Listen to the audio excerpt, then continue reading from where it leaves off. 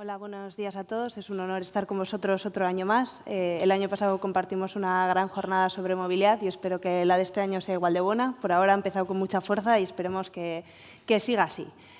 Yo vengo aquí un poco a daros una actualización. ¿Qué ha pasado en este 2024? Ha sido un año algo convulso en materia de movilidad, pero que vemos y afrontamos con cierta esperanza.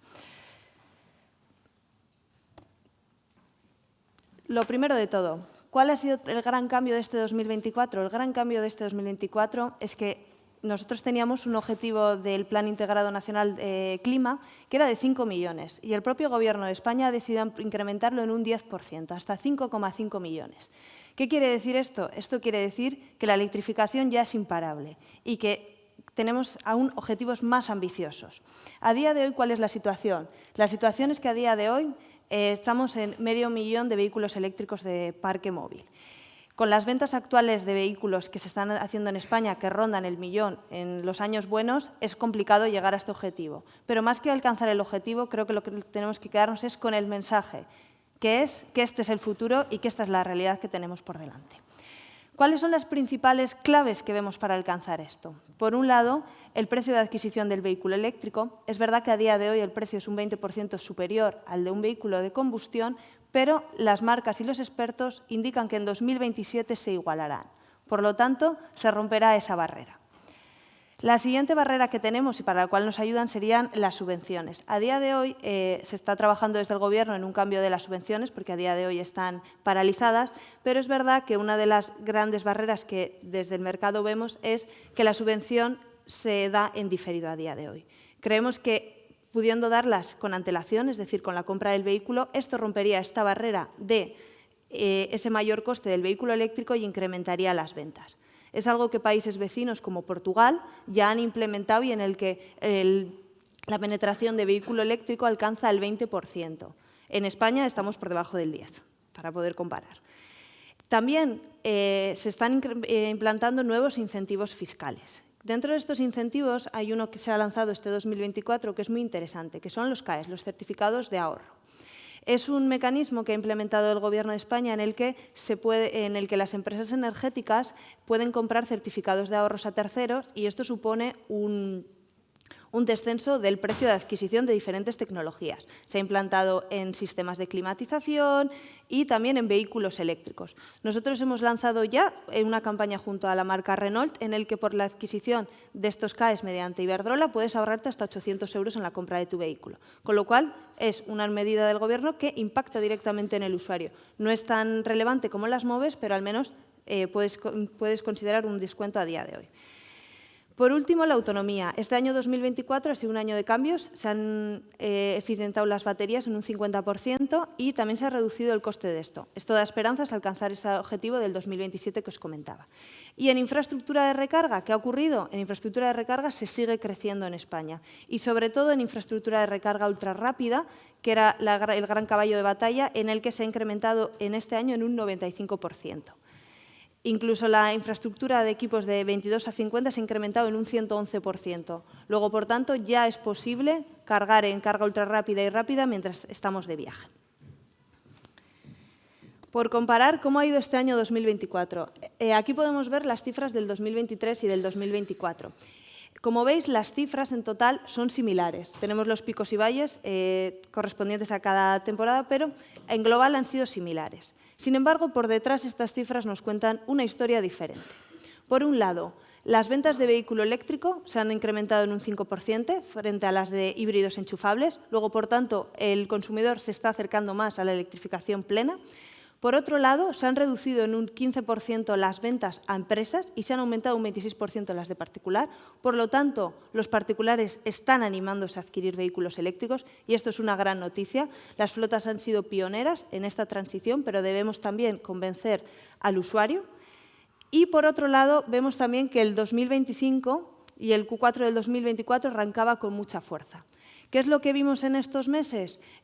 Hubo mucho pánico en el mercado por la finalización de las MOVES y hubo muchas personas que adquirieron vehículos eléctricos. Esto se ha derivado en matriculaciones a inicio del 2025 en el que se ha incrementado un 36% las matriculaciones de vehículo eléctrico. E incluso las marcas no han dado abasto. Marcas como Tesla han tenido plazos de entrega de 4 meses, cosa que era inaudito porque entregaban al momento. Esto da esperanzas al mercado y al sector, porque ¿qué nos quiere decir? Nos quiere decir que hay hambre de vehículo eléctrico, que la gente quiere vehículos eléctricos y que se ha animado a ello. Y, por tanto, lo vemos como una clara señal de optimismo.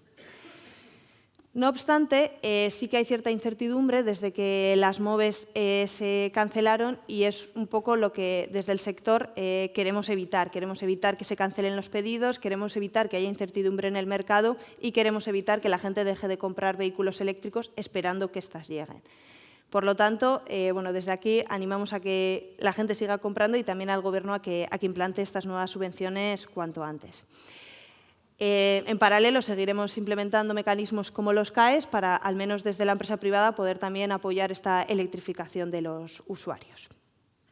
Junto con la compra de vehículos eléctricos viene la implantación de infraestructura eléctrica. Este es uno de los grandes mitos que todos tenemos en mente, pero que me gustaría derribar. ¿Por qué? Porque España es el país que mayor número de puntos de recarga tiene por vehículos eléctricos entre los principales de Europa. Es decir, estamos más que capacitados para poder atender toda la demanda que tenemos a día de hoy. Como algunos sabréis, a día de hoy solo se usan un 6% nuestros puntos de recarga, es decir, 1 hora y media. Por lo tanto, tenemos todo el resto del día estos puntos de recarga libre y disponibles para otros usuarios. Por comparativa con Portugal, donde veis que el ratio de vehículo eléctrico se multiplica por 2 al de España, en Portugal, a día de hoy, tienen una red en la que están teniendo de media de cargas entre 5 y 10 recargas al día. Comparando con menos de una que tenemos en España, podemos ver la diferencia. Incluso con estas 5 y 10 recargas diarias, el sistema no está colapsado y funciona. Y, de hecho, Portugal es un ejemplo en materia de movilidad. Por tanto, animo a todo el mundo a que se incrementen las ventas de vehículo eléctrico porque la parte de la infraestructura está más que resuelta.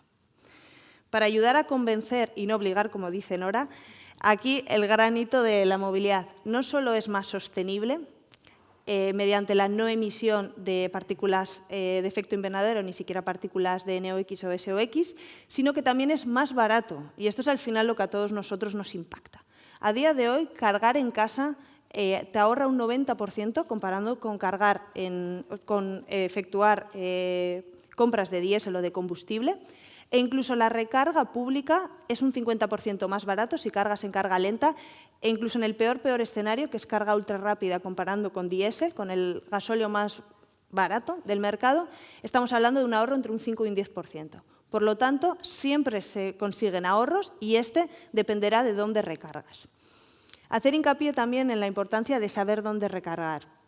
Tendemos a leer que no tenemos puntos de recarga rápida en España, etcétera, pero lo que nosotros vemos es que se ha de hacer un mix. Tenemos que también instalar infraestructura de carga lenta porque España es un país en el que muchos coches duermen en la calle y no van a disponer de infraestructura de recarga propia y, por tanto, debemos dar soluciones para esta gente que se quiera electrificar. ¿Cuál es nuestra solución? Nuestra solución es implantar infraestructura de recarga en aquellos lugares en los que vayamos en nuestro día a día. Centros comerciales, supermercados, parkings de transición, etcétera. Y ahí es cuando consigamos convertir estos sitios en hubs de recargas, es cuando conseguiremos que todos los usuarios tengan la electrificación a su disponibilidad.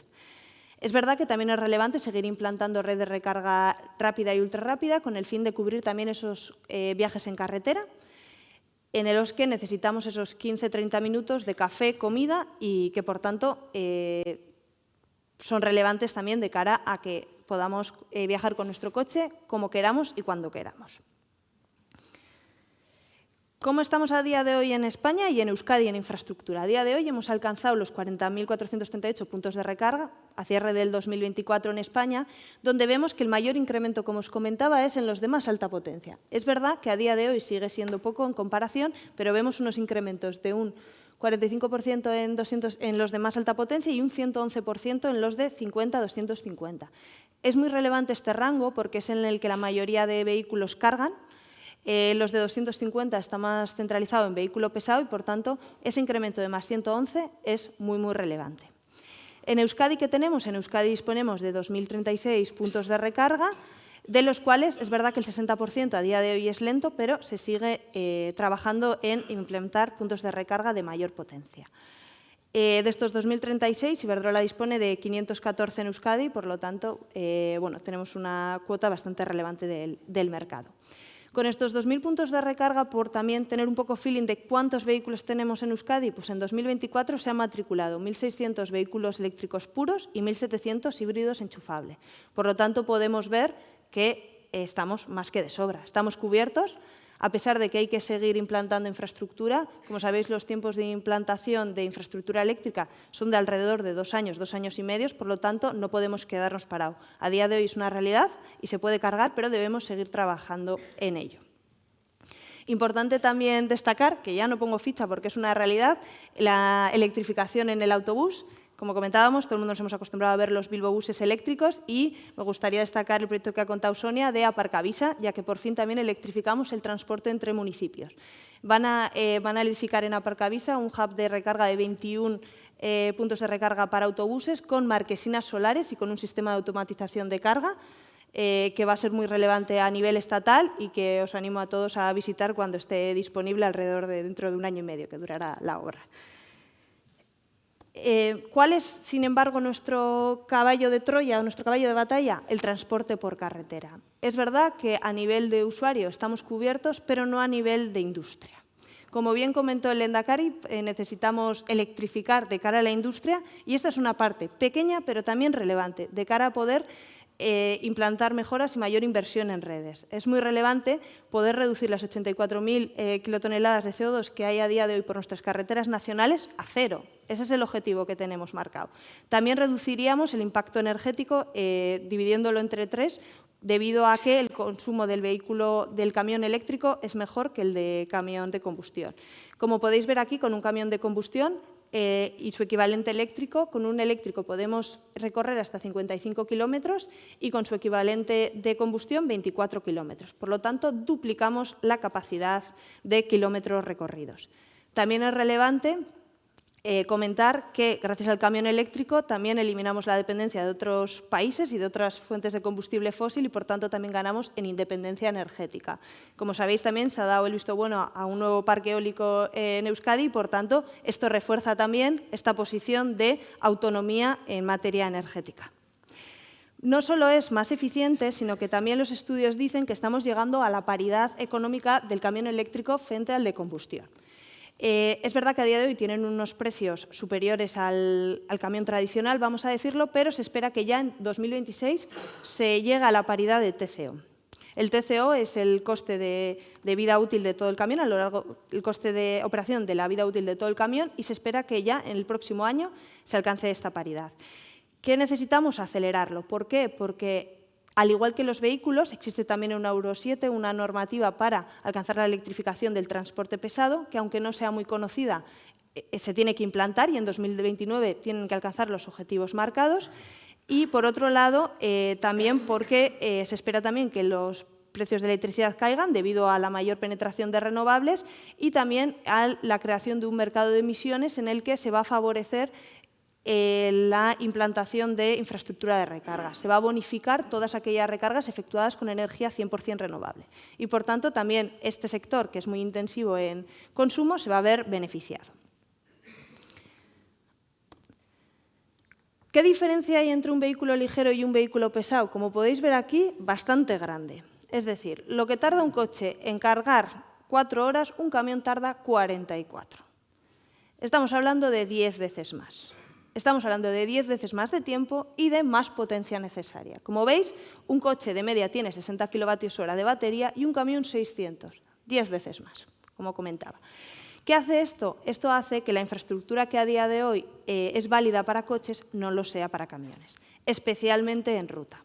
A día de hoy, los cargadores de baja potencia para camiones, los de 50, 11 kilovatios, valen para dormir en base. Es decir, si yo tengo una base de camiones, sí que puedo instalar un cargador de 50 para que me haga una carga nocturna. Sin embargo, en carretera, a día de hoy, la infraestructura que hay en España es de 400 kilovatios, pero se está trabajando en implantar el MCS, que es el último que vemos ahí, el de 1.200 kilovatios. ¿Qué nos va a permitir esto? Esto nos va a permitir cargar en 24 minutos y poder aprovechar el tiempo de descanso de los camioneros, que más o menos ronda los 45 minutos, para poder cargar. Es decir, ya no se va a tener que adaptar el camionero a la ruta, sino que la ruta va a estar adaptada a sus tiempos. Este es uno de los grandes inconvenientes a día de hoy para que los operadores puedan implantar esta tipología de tecnología, pero que estamos rompiendo poco a poco. ¿Cuál es nuestra propuesta? Nosotros estamos ya implantando hubs de camiones. Iberdrola, junto con su matriz Iberdrola BP Pulse, ha instalado el primer cargador MCS en España este año, en el año 2024, el año pasado. Y para que veáis lo pionera que es esta tecnología, en Europa solo hay 2 cargadores de MCS ya instalados en otros países. Por lo tanto, podemos decir que somos pioneras en recarga de camión eléctrico. También fuimos pioneros estableciendo el primer corredor de camiones eléctricos. A día de hoy existe un corredor mediterráneo con 4 hubs de recarga que te permiten ir recorriendo la costa cargando en camión.